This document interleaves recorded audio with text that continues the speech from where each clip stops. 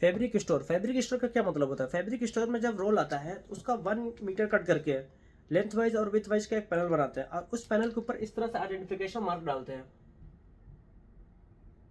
Identification mark करने के बाद इसका यहाँ पे श्रिंकेज राइटिंग कर देता है। सपोज करो ये बिफोर श्रिंकेज इसका 2x10 है। इस तरह से जितने भी रोल होंगे उन सभी रोलों को हम लोग इस तरह से पैनल बनाएंगे। पैनल बनाने के बाद उस पर आइडेंटिफिकेशन मार्क करके उसको पैनल श्रिंकेज राइटिंग कर देंगे। सपोज करो 2x9 आया है। अब इन पैनलों को वॉशिंग इंडस्ट्री में डाला जाता है। वॉशिंग इंडस्ट्री में जब डालेंगे तो वॉशिंग इंडस्ट्री वाला इसको जो है वॉश टारगेट रिगार्डिंग पूरे रोल को वॉश करेगा। वॉश होने के बाद फिर ये ड्रायर जाएगा। ड्रायर में होने के बाद फिर ये फैब्रिक स्टोर में रिटर्न आएगा। फैब्रिक स्टोर में आने के बाद इसको हम चेक करेंगे श्रिंकेज और शेड का।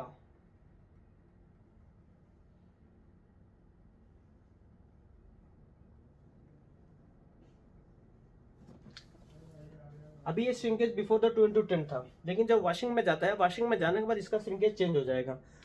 वॉशिंग में जाने के बाद हो सके इसका श्रिंकेज जो चेंज होता है वो 3x11 आया या फिर 4x12 आया। इस तरह से इसका भी आया 3x10 आया या फिर 5x11 आ गया।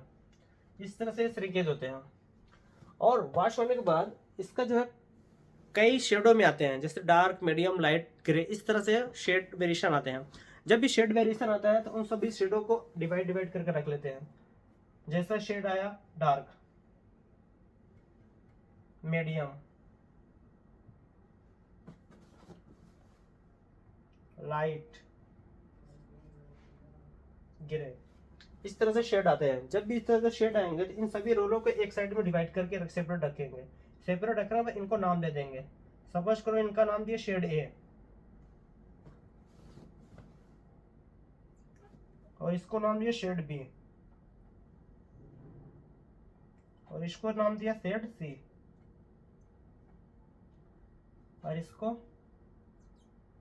Shade D.